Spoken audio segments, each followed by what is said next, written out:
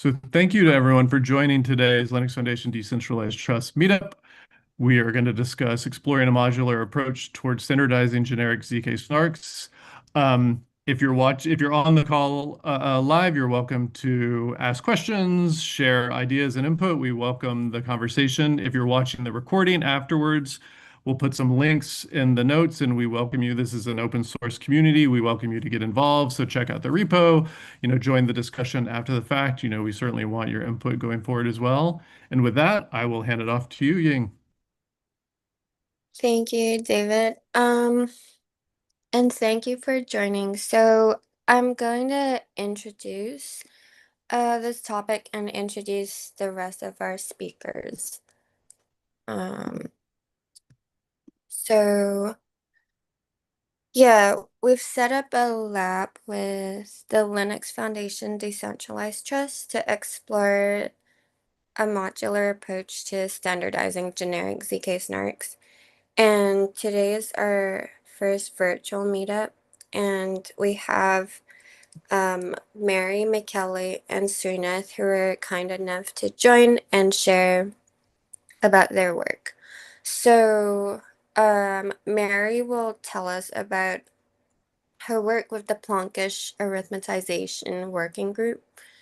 And McKelly has been working on standards for Sigma protocols and Fiat-Shamir transform. And Srinath will tell us about his new work, Vega, that makes use of folding and reuse between proofs. And this potentially takes us beyond the standard IOP plus PCS structure. So looking ahead, this is very interesting for many modern applications of zk-SNARKs. And then we want to leave time for Q&A. So, why we're motivated to standardize ZK proofs is because they're increasingly widely adopted. So I checked L2Beat yesterday, and the top 15 ZK rollups have $40 billion being secured in them by ZK proofs. And recently, ZK proofs were being seriously considered as uh, the anonymous credentials instantiation in the EUDI wallet.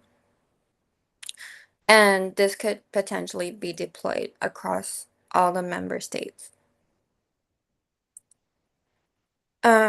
Standards help us to interface with large institutions, and it also makes it easier to test for security, to even define security notions, and to avoid security foot guns. So I'm sure McKelly will mention this, but there's been documented bugs in many Fiat-Shamir implementations. And a lot of this, I think, could be solved by a standard, could be avoided by just restricting what a secure implementation is allowed to do.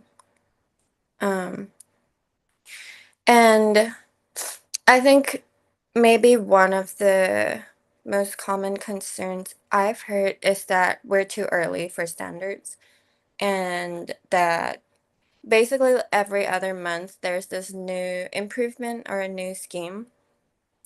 And so that motivates the modular approach that is standardizing at a higher level, standardizing APIs and interfaces and their secure composition, um, and not enshrining any specific primitive.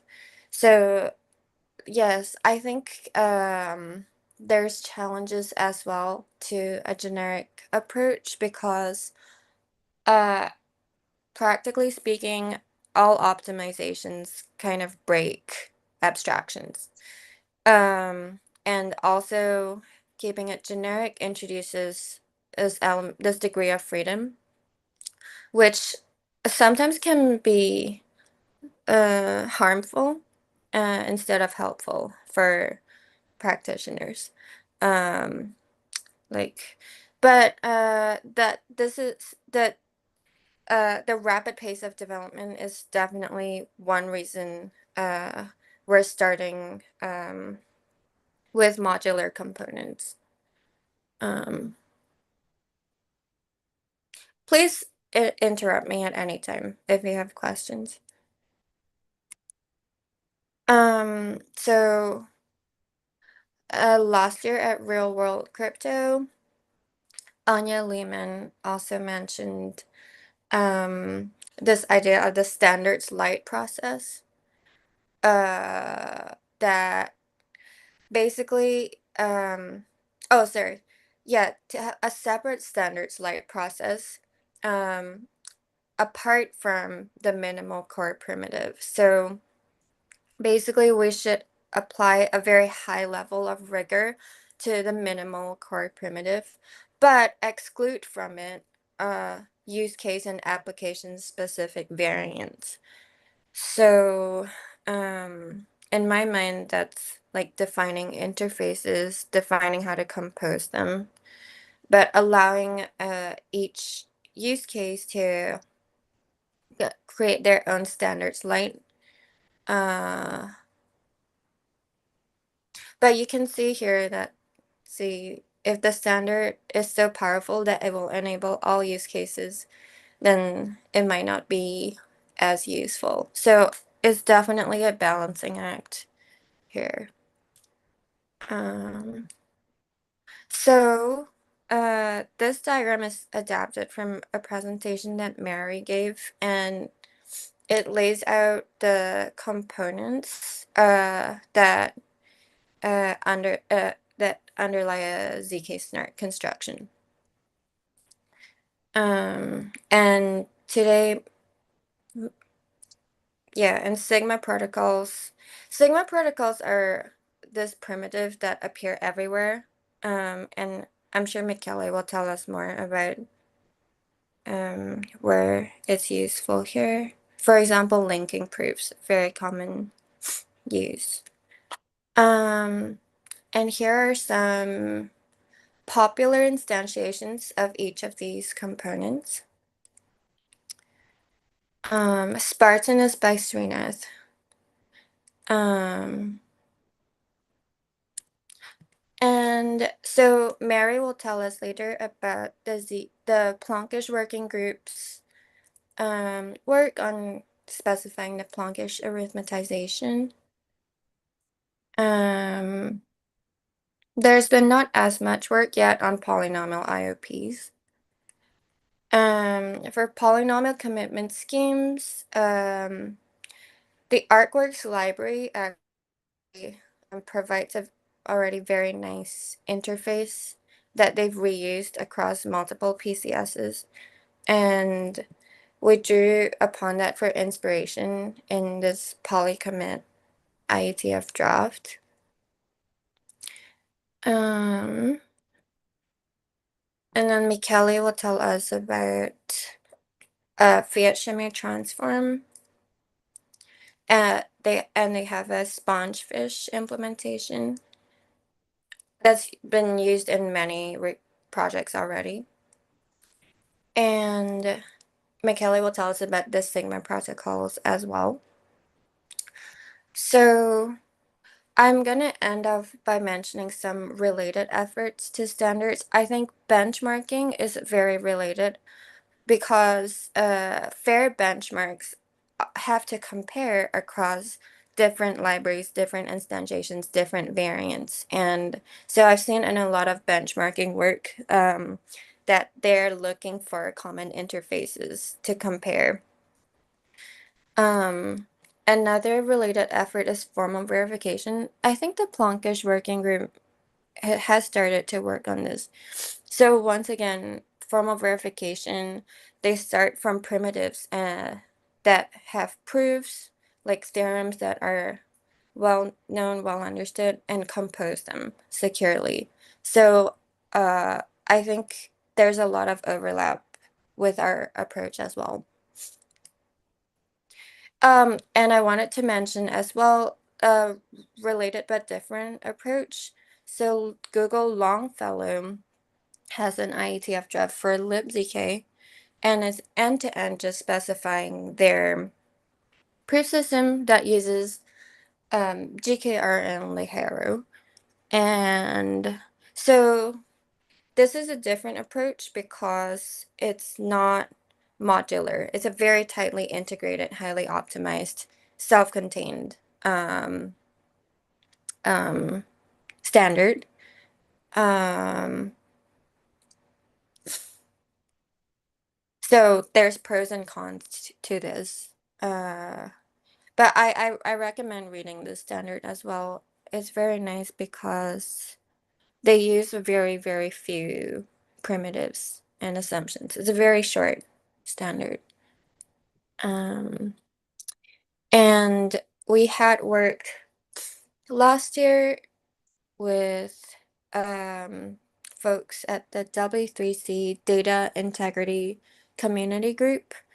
So this is definitely higher level. It's at the application level. And we were discussing how a zk-SNARK could fit into their existing data integrity standards. So they already have data integrity standards for ECDSA, EDDSA, and BBS signatures. So it's just different authentication methods.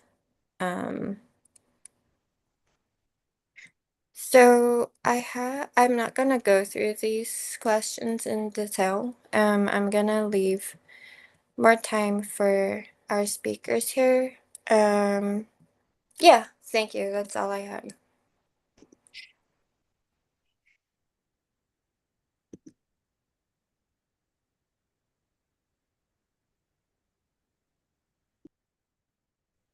I think Mary, I had you next.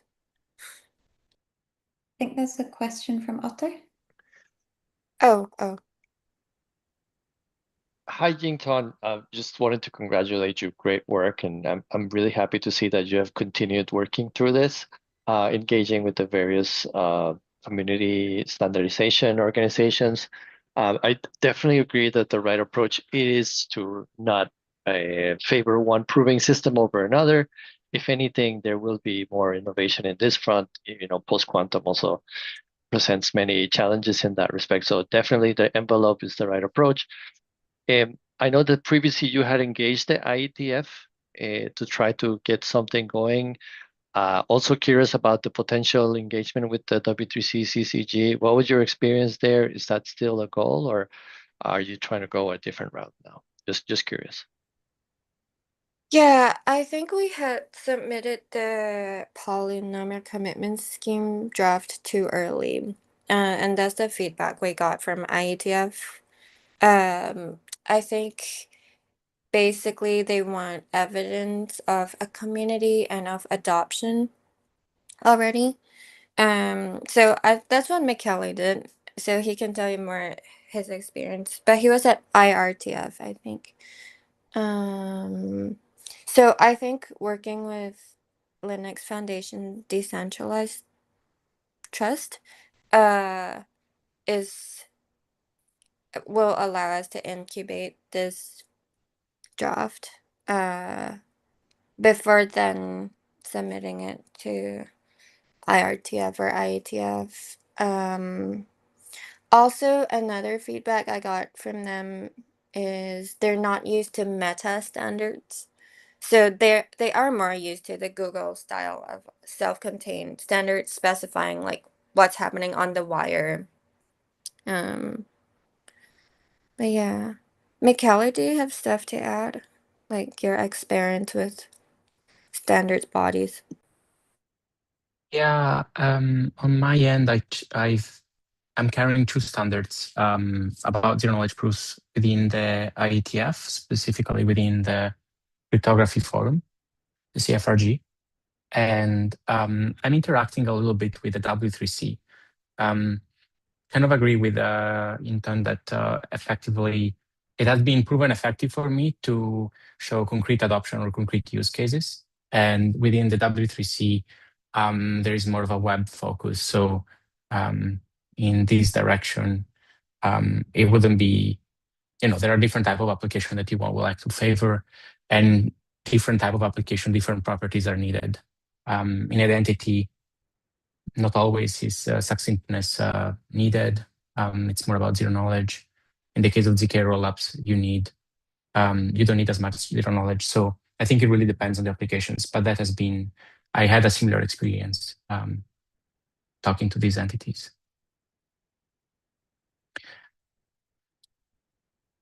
Makes sense for sure. Yeah, standards incubation, absolutely. We face the same at diff. Diff is like standards incubation before W3C. So yeah, you eventually graduate. Awesome. Well, thank you so much. I think also to add on one last note, I think NIST is also kind of interested in the primitive, but not like testing the water and trying to understand what things will look like. There is a call for thresholding schemes, or maybe Mary can talk more about. That does concern also zero knowledge proofs in one specific target.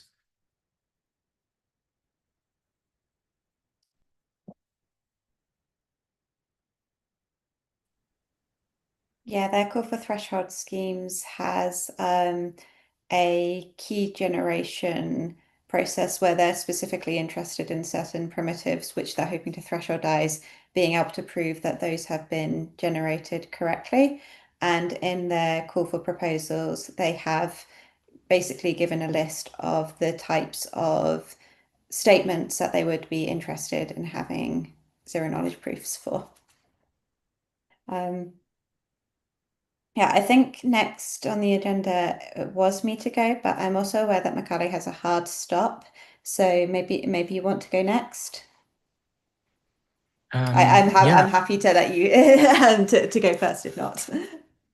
Yeah, I'm happy to go if people are okay with that, and maybe would also like be a nice sort of a fundamental stack that then people can build on top. Or and also I don't have a lot of slides. I just have some quick things to say, and I'm more eager to know about what people are thinking about, or what are the opportunities for a cooperation here. So essentially, I think what I wanted to say is that yeah, zero knowledge proofs are definitely a niche topic, but they can provide great levels of privacy and great properties for proving integrity and authenticating data. And a lot of these properties are still kind of underexplored or are difficult to implement for engineers because of the wide and vast amount of literature that is there. And I think, at least for us speakers in this group, the approach has been to the realization that we do need specifications. And in order to specify these primitives, well, we need not only adoption by standardization bodies, but we also need to know what people are trying to build. My approach here, my first goal here has been to think about what are the simplest components, what is the easiest thing that I can think about that is like almost boring to do and can be immediately useful to people. And in that regard, I think the Fiat-Shamir transformation, which is like a very standard component of modern zero knowledge proofs, but that has been there for like over 30 years now. And Sigma protocols, which also have been there since the 90s. So pretty much unchanged. Boring primitives are the things that I spent the most time in the last years trying to specify and standardize. They're not fancy zero knowledge proofs, but they are immediately useful because they have been used in a lot of places already. Already within the IETF, my pitch was not exactly about, oh, we're standardizing some new feature. It was more, you have 5 specifications that are doing the same thing. What about we have a single one that is also future-proof for building this particular primitive? And in that regard, it has been useful to see that there were already adopters or that there are also drafts that are using this primitive. In particular, right now, these specifications are also adopted by other specifications like ARC and ACT, which are used by, which are authored by people at Google, Apple and at Cloudflare. And all of these are very lightweight anonymous credential primitives that are used for rate limiting within the web space for the most part. And so, yeah, my approach has been essentially that. Here is the website if you want to have a look at it. That is my email if you want to ask questions privately. But my goal has been, to try to standardize this primitive in a way that then other people could build on top, in the hope that after this component is built, people could iterate on. For instance, the Fiat-Shamir transformation is already thinking about multi-round protocols, not only about three-message protocols, which is the class that Sigma protocol is trying to tackle. And they are not only used by large tech companies that have an interest in standards. These specifications are also used by, I would call them like crypto projects for public good. Like within Tor, they're used for bridge distribution, and within Uni, censorship monitoring system, they're used for proving authenticity of their users. So we do have a couple of adopters. We're trying to understand how these specifications should evolve from there. And what I would be more interested in getting as we move forward with this is, like, first of all, making sure that the specification is understandable and it's future-proof, so that everything that we're building after, specifically zk-SNARKs and particular instantiations of those, will be able to use this primitive in a meaningful way. And then we have a couple implementations that are already available and can be used off the shelf. That is a lot that needs to be done there in terms of like ergonomicity or easiness for development, and also contributing in code is a meaningful way to help here. And finally, as we move forward with these projects, I think like a good standing and a good position here is to have a formal verification for whatever we're building. And at least for one component, in our case, Fiat-Shamir, we're moving forward with a formal verification in Lean for it. And in the process of doing that, we even realized that there were some parts that were not formalized in the theory. So that also involved doing some more theory cryptography work in order to get that cleared up. Yeah, that's pretty much it. I am happy to take questions or to understand better where the discussion should go from here, given that I don't really know the audience or how I can share more in a meaningful way for you all.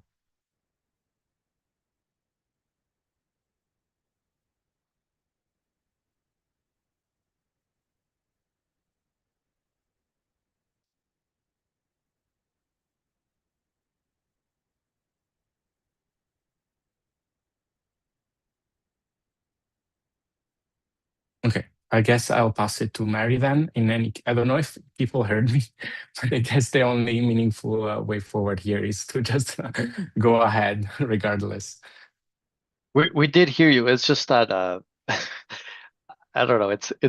We have to yes digest it a little more. But I mean, it's great to hear about your experience. I also like you want to show adoption in the market before you go ahead and formalize. But I think it's great to hear about this, and I think it will definitely be really helpful in promoting this other standard that Yingtong also wants to propose.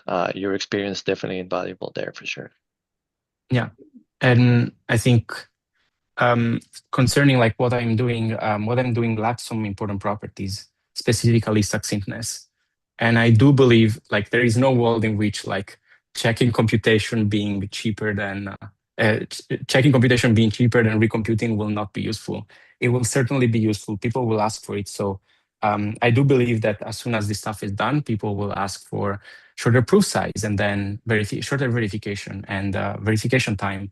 And as this thing will come up, I think the work that the other people here have been doing will result and be very useful for everyone.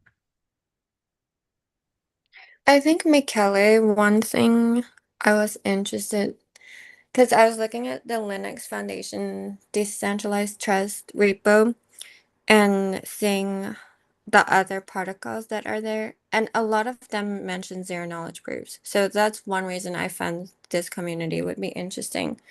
So maybe after this call, people might reach out to you. I was curious, because you said, okay, your pitch was okay, there's already 3 standards, replicating the same work. Were you referring to Sigma protocols for that? Because are people already using Fiat-Shamir outside the mm, Web3 world? Within the IETF, there were actually, I think, like 6 of them already using Sigma protocols, if you already Yeah. count Schnorr proofs in. And the approach, Oh. I think, in general, but that's the case also within Google, it has been to you put the Fiat-Shamir transformation, you just hard code it inside, which I do think is not necessarily a great approach, both because it's there is not only a reason in the theory for separating these two things, there is also like some type of modularity that you want to preserve, and that concerns like the type of bug that you find, but also the formalism that you might want to have when you do this transformation. And so I would say all of them that were already in Fiat-Shamir, but the way in which was done is literally by hard coding the Fiat-Shamir transformation. There are worlds in which I can see things like folding or recursion being more and more adopted, in which case you might want to have some flexibility in the way that you do the Fiat-Shamir transformation. And so I do think it's important to have it separated and then like iterate on that. All of the specifications that are using Sigma protocols, they want to do non-interactive Sigma protocols, so they are adopting both of them.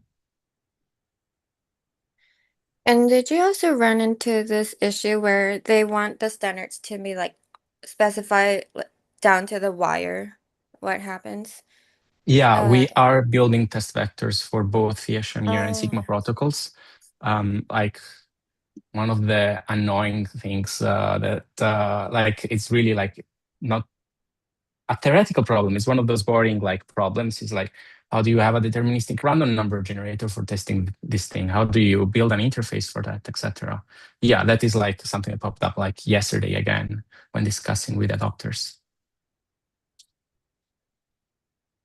Okay, thank you.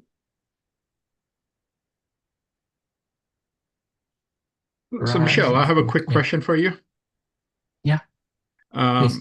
When's the next time you're going to be in Berkeley? That's one. The second thing is you say you've been helping NGOs. So just can you speak a little bit about that? Which continents? What is the verticals? What is the reign of operations? Thank you. I'm in SF, so I will be in Berkeley whenever. I love Berkeley. But I am I will be there, I think, definitely for on the 21st. We can sync privately. But concerning the question about the NGOs and the adopters within the NGO world, I can speak about maybe the two that I know, which are Tor and Uni. Within Tor, it was a work that was already done, but not necessarily like in this modular way of like try to have like a modular anonymous credential mechanism and a modular zero-knowledge proof and so on. The difficulty there is there is an entire part of the Tor network is a network, and in order to access the network, you need to get to an entry node, and these entry points are some of them are not public in order to prevent censorship. These are called Tor bridges. Disclosure of the Tor bridges to everyone would obviously lead to a censor, could obviously lead to a censor blocking completely access to Tor. So the interest there is that you want people to get access to some of the Tor bridges, but not all of them, and probably potentially like have some sort of reputation that can build up as you prove to be a good user, as you don't compromise all of these bridges. And so the usage there has been to have these anonymous credentials where you could build trust and give new credentials with updated trust as you go and as you get access to these Tor bridges. Hopefully that explains, and there the constraints are pretty hard. Like they don't care necessarily about succinctness, they care about zero knowledge a lot, to the point that it needs to be post-quantum, and they also do care about fast proving a verification. We're talking about staying within the range of less than 10 milliseconds, given that they are constrained in terms of like resources and servers and so on. For Uni, they do censorship measurement. So imagine like a submission platform. You can upload whatever, and then you have to try to establish trust in this measurement. And the way to do so is, again, having some sort of anonymous credentials where you can understand or have at least some information about who the user is, some pseudonymous identity depending on the geographical location that they are in.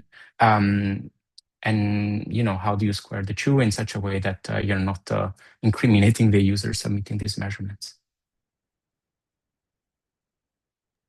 Thank you. If I can even add on top of that, like they're right now also used in Signal. Like Sigma protocols are used right now whenever you have a Signal group in order to perform operations over the group. You have a group, the data in the database is encrypted. How do you change the data and say that you're allowed to change the data if the data is encrypted, right? You need to prove that you're allowed to do it.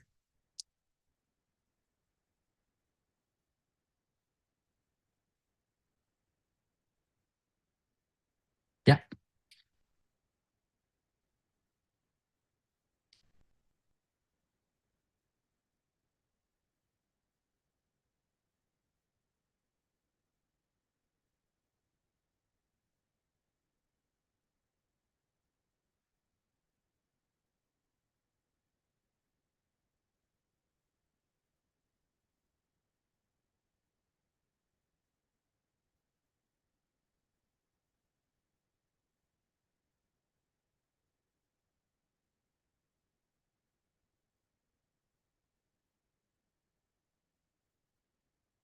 Okay, shall I take this as a time to jump in? I'm going to share my screen. Can everybody see this okay? Hold on. Yeah. Rearranging stuff. Okay, so the Plonkish Working Group is an effort that's spun out of a ZK proof event, and it's super relevant to generic zero-knowledge proofs, basically because in a generic zero-knowledge proof, it's not the case that you want to have one zero-knowledge proof per application. It's really the case that you want to have the zero knowledge being like a machine that does the stuff that you need it to do, and each application being separate. So what that means is that you're going to need to have to represent your application in terms of a set of constraints, such that these are something that you can feed into the SNARK. I would say that most of the implementations for how you do this are super optimized. And generally speaking, the level of specifications is not necessarily that high. Often it's just a code base and that's what you have to work with. And this can cause a huge problem to formal verification efforts because they don't really know what it is that they're verifying. It causes a problem to audit teams who have to learn what they're auditing. And while it's the case that a lot of zero knowledge efforts at the moment are very early, that's becoming less true. Things are sort of moving towards adoption. People are, for example, trying to build a zk EVM for Ethereum rollups. And in order to get the level of specification that we want, our thought here is to just go for one really good example where we do the best effort that we possibly can with a non-trivial language. So our effort is can be found here. We have a working document. Anyone can access it. And I'll just give a moment there in case anyone's wanting to copy that now. But in general, this slide is more there for people who are watching later. So there are lots of different languages that you could use for a generic zero-knowledge proof. All of them have merits. We have arithmetic circuits, which are arguably the most simple. R1CS, which is pretty similar to an arithmetic circuit. You can kind of view it as one big giant matrix equation. And then towards the sort of less simple side of things, we have AIR, which is a system which is used by lots of STARKs, and Plonkish, which is a system that we're actively working with. What you get is for this sort of loss of simplicity is very good functionality, so, which means that you can have shorter proof sizes, faster verifiers, faster provers for that matter.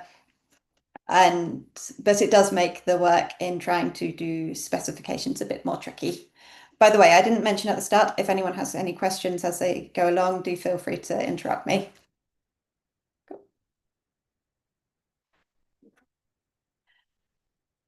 So Plonkish, the arithmetisation, was inspired originally by the Plonk-SNARK, which was introduced in 2019 by the Aztec team.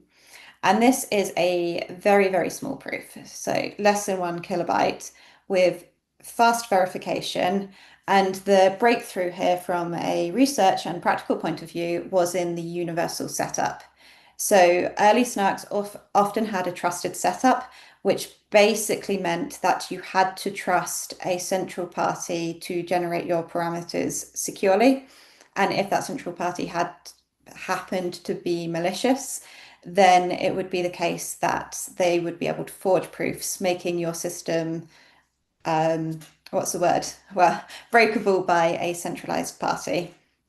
Universal setups are a way of doing that setup, I would say, such that it can scale to lots and lots of parties in a multi-party computation. It's very, very simple, so it's not easy to introduce bugs there, and it can be reused across applications. So it's not the case that you're having to do one trusted setup per application. It's as long as someone in the world has done one good universal setup, you can reuse that for whichever applications you need. The original Plonk scheme was pairing based, which is not quantum safe, but it's what allowed them to have very small proofs and very fast verification. This was then worked on by the Halo 2 team who built Plonkish. And this is the scheme that the Zcash proving scheme is still actively using. They made some changes to the actual SNARK itself. They're now having something which is still group-based, so it would be susceptible to a quantum attack, but they removed the pairings. They have lots of optimizations in order to make this fast enough for their application. And probably the biggest is that their backend is using rotations in order to try and minimize the proof size and prove a time.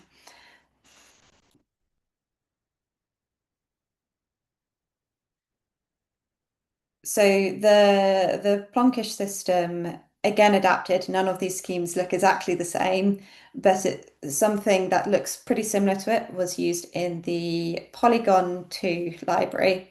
And this is basically using Plonkish to implement both a SNARK and a STARK within the same system. So they wanted to reuse the code base, so they wanted to make sure that they're just using one arithmetisation and then using it in a modular way with different components.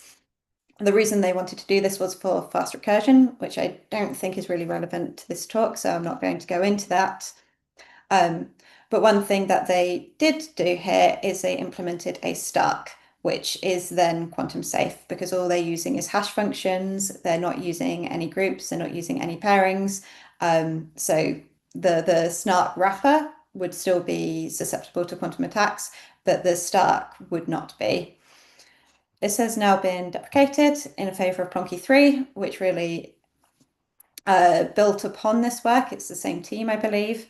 And what they do here is they give the developer a lot more freedom to make choices. So rather than tying you into, you must use this STARK, you must use this SNARK, they're instead saying, here's the arithmetisation, here's different components you can use with it, do what makes you happy. And Plonky 3 is still being actively used in a lot of the most prominent zk VMs, including Xisk, including OpenVM, no doubt including many others that I haven't listed here. I just chose the first two I could think of.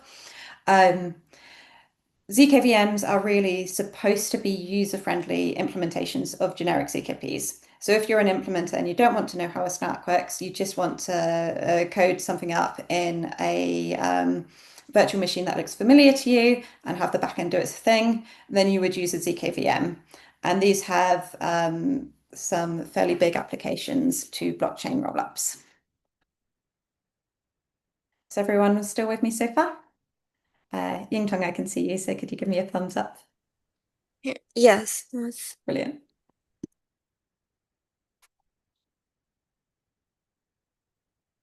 So in the Plonkish Working Group, we're sort of trying to build a useful building block for these higher level constraint languages that can be used within machine architectures. We also want it to be as simple as possible, but while still including those optimizations that are necessary to encourage adoption.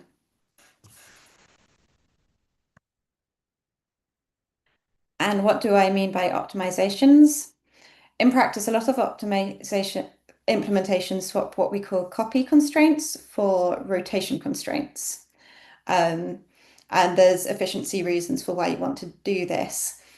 But by introducing these rotation constraints, you put yourself in a setting where the order with which you give your constraints actually really matters. Because if you give it in a good ordering, then that means you'll get very good efficiency gains.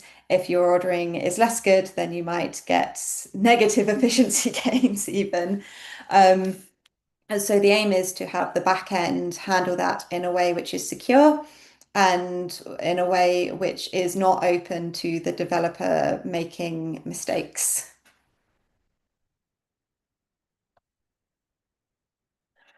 Where we're currently at, I would say we have a first draft of the specification of the simple Plonkish constraints with no optimizations, which can be found in relation.md. And this sort of describes the supported inputs and the supported constraints. This would be what we would be hoping your developer would be actually working with, rather than the backend that makes everything fast.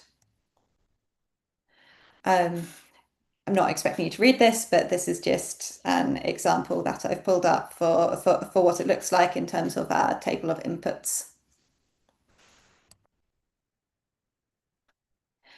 In the past year, we've been focusing on two things with respect to this. One is to provide just a concrete example of the Plonkish constraint system in action. So we've got a run through of how the Loon algorithm would relate to standard Plonkish constraints with no optimizations. And we've also provided an IETF compatible document for the Plonkish constraint system. At the moment, this is just a specification. We haven't really decided where we're going to go with it once it's complete. But the IETF is definitely one option that we're sort of eyeing up quite actively.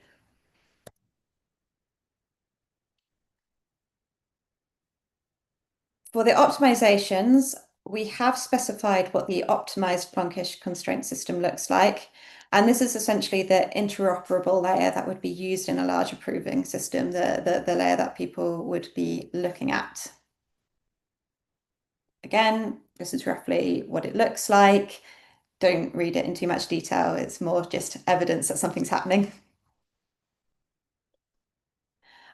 What we haven't yet finished is specifying the compiler from your standard Plonkish constraints to your optimized Plonkish constraints. And in particular, we have some major bugs in that compiler, which we haven't yet managed to resolve. The specific bug is in a function called OK4. We are working on it. We're trying to get to the heart of what's going wrong there and make sure that the final thing that we produce is good. So yeah, my concluding comments really are that we are working in the open. Please review, please comment, please contribute on GitHub. Please view our working document, tell us what you think, tell us anything you think we're doing right, think we're doing wrong, and possibly most importantly, tell us how this can either help your project or isn't suitable for your project for reasons X, Y, Z, because that is the kind of feedback that we can really work with. Okay, I'm going to stop there. Any questions?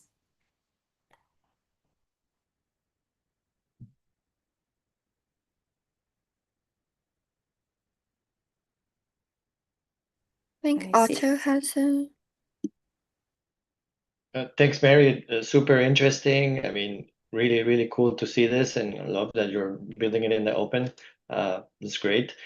And one question, I mean, you seem to be developing, I don't know if it's some type of DSL, domain-specific language in some sense, with a very which seems to be opinionated about the type of ZKP that you're supporting. Would you contrast that perhaps to things such as CIRCOM or even NOIR, which I understand may support different types of ZK proofs, or may enable circuits to be developed for different types of ZK proofs? Would you contrast it to that, and why the motivation to build one like very specifically for the zk-SNARK type of proving? So I wouldn't say that we necessarily are fixed in on just one SNARK. This arithmetisation, it is modular, and it can, in particular, it's ambivalent to the polynomial commitment scheme, which is used to implement it. So if your polynomial commitment scheme is using Fry, for example, then you would have something that's quantum secure. If it's using pairings, you'd probably have something that's very, very small. If it's using groups, you'd have something which is somewhere between those two extremes. There are some opinions for sure. It's not the case that you could plug this into any system and it would just work. And that's mostly for our own sanity. We weren't able to come up with a generalization that worked for everything, but we made it as general as we could.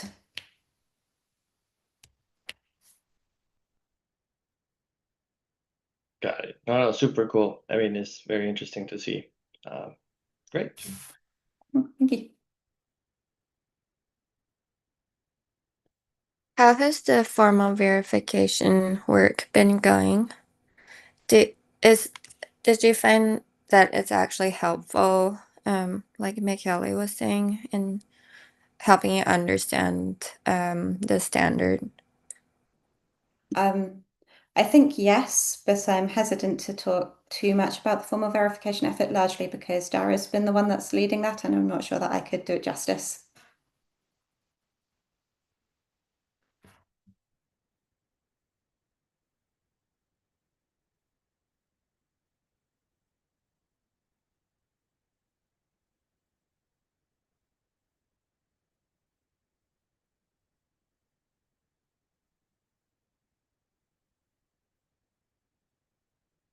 I'm going to hand over to Srinath if there's no more questions. Thank you very much. All right, let me share my slides.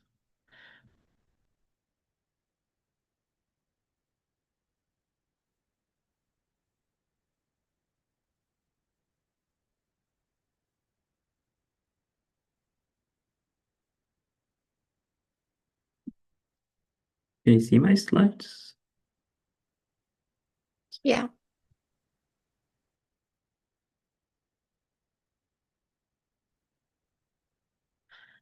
Does it show in the... Okay, yeah. So does it show in the real mode, the presentation? I'm seeing speaker mode. Oh, okay.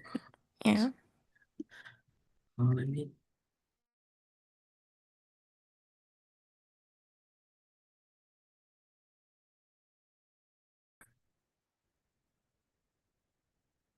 Is that better?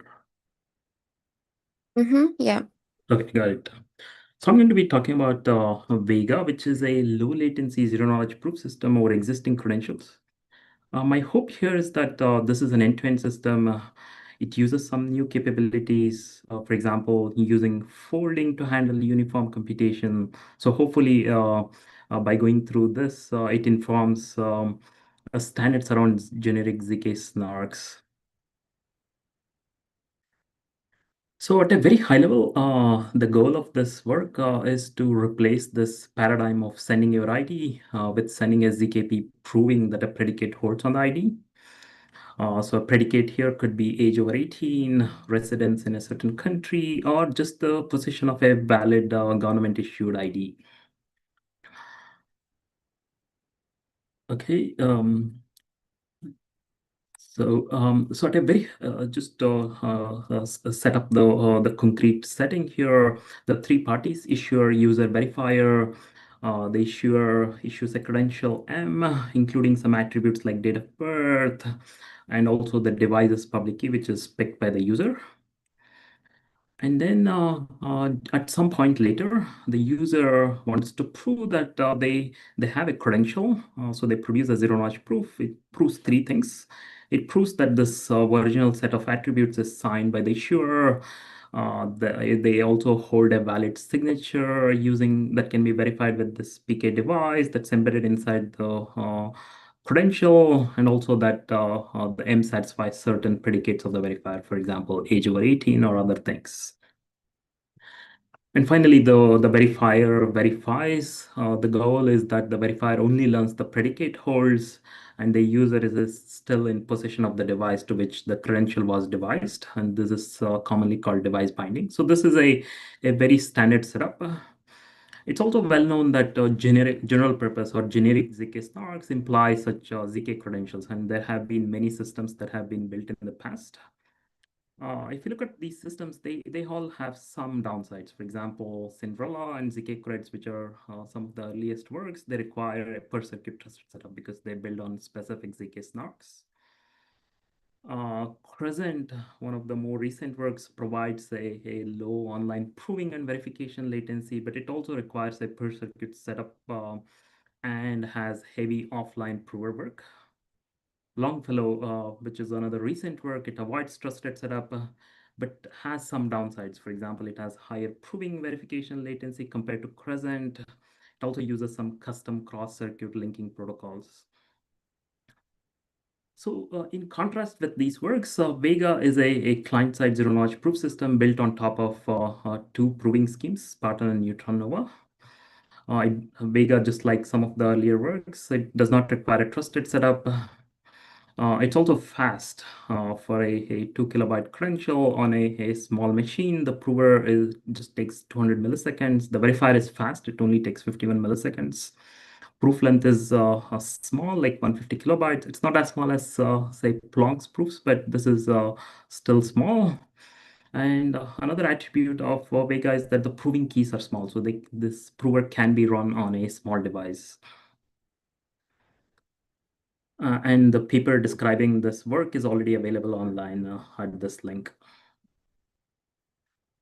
So in the next few slides, I'm going to just unpack the proving scheme and the arithmetisation that went into building this system. At a very high level, there are two principles that make Vega fast. One of them is fold and reuse proving, and the other is lookup-centric arithmetisation. I'm going to talk about each of these. So at a very high level, if we look at the statement that we end up proving in the context of these credentials, there are many steps that are involved. If you look at the circuit or the constraint system that's used in the proof system, it performs a bunch of things. For example, it hashes the bytes of the credential to get a digest. Then it verifies a signature from the issuer on the digest. Then it parses the credential to extract fields. It asserts a predicate on those extracted fields.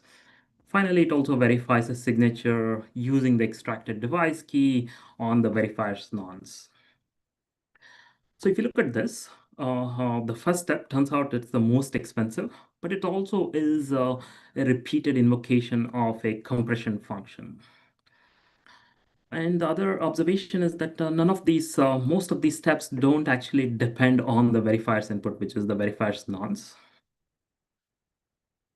So what we do with fold and reuse proving is we express the circuit or the constraint system that's used to capture the statement that's proven using a collection of step circuits and a single core circuit.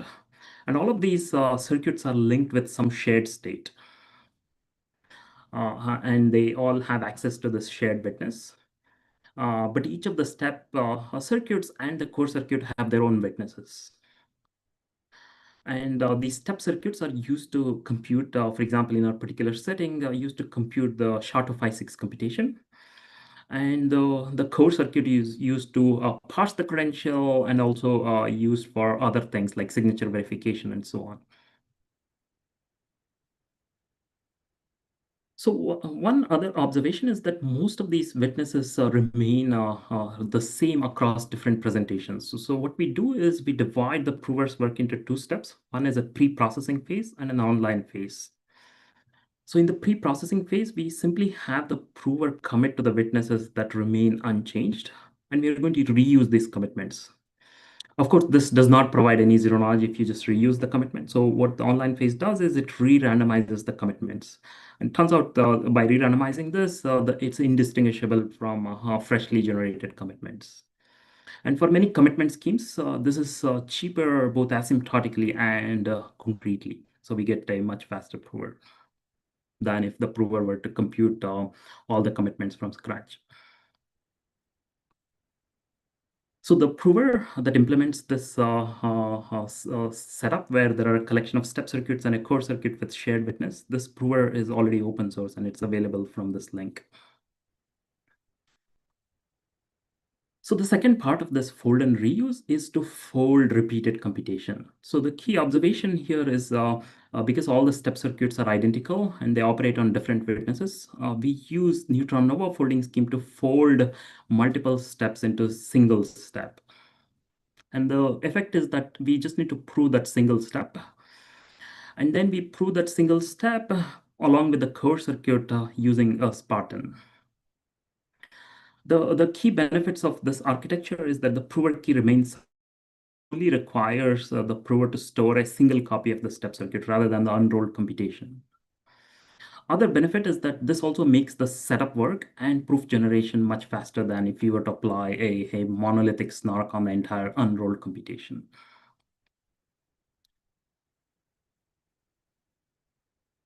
So we also use folding, not just to handle this uniform computation, but also to get zero knowledge. And the paper, it's described in the paper, but there is also this website where it's presented in a user-friendly fashion, and it's called blindfold. So these are the two principles. So let me just spend a minute on lookup-centric arithmetization.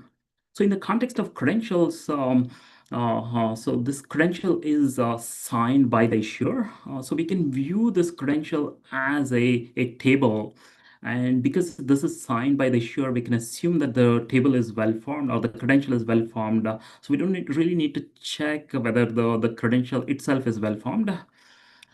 And in the case of C-bar, what we do is we access all these fields by using lookups. So we let the prover hint the circuit with locations where particular values appear. And then we have the circuit read those values by using the hints via lookups. And we use a lookup argument to check all those lookups.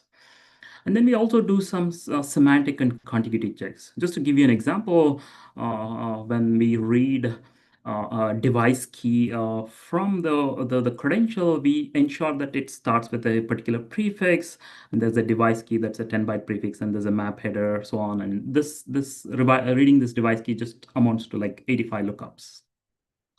And the key takeaway here is that this arithmetization is simpler and much more compact than if you were to implement a full in-circuit C-bar parser as a constraint system.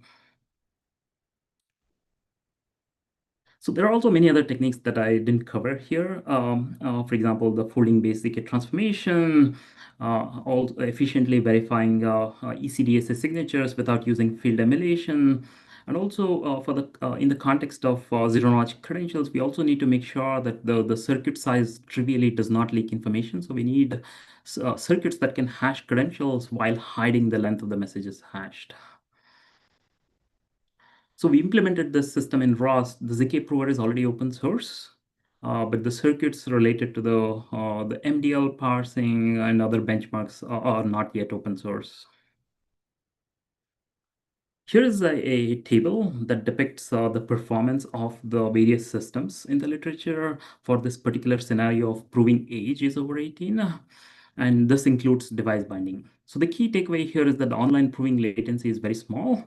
The prover keys are small. The verification time is smaller than all the other prior systems. So to summarize, Vega is a new client-side zero-knowledge proof system built on top of Spartan and Neutron Nova. It does not require a trusted setup. It's very fast. The zk prover is available, and hopefully this informs standards around generic zk-SNARKs, because this introduces new capabilities and also leverages particular characteristics like uniform computation for getting a faster prover. Thank you.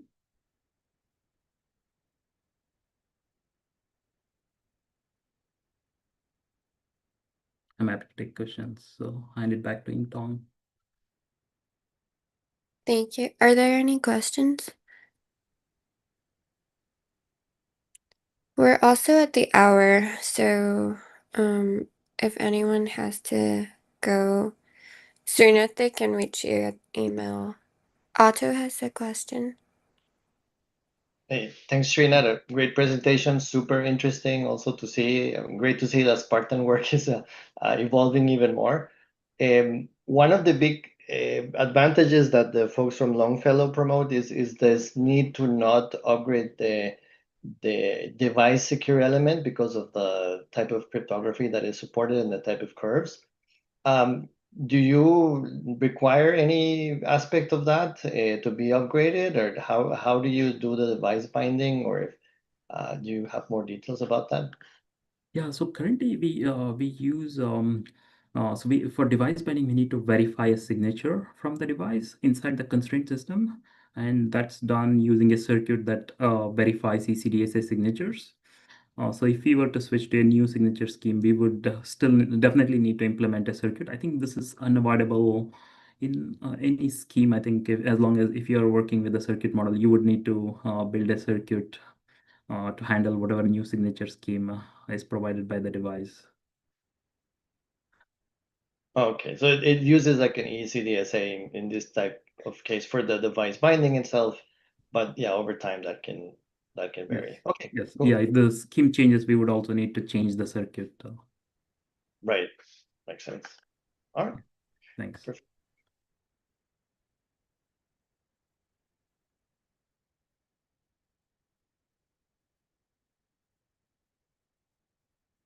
So thank you to Mary and Srinath and McKelly, and thank you to everyone for joining. Yeah, we're gonna be working on this lab in the next few months, so also stay posted and please reach out if you have any questions, comments. And I think as our speakers have mentioned, contributions are very welcome. Feedback is very welcome. Yeah, that's all I had. Thank you. Thank you. Thank you, Ethan.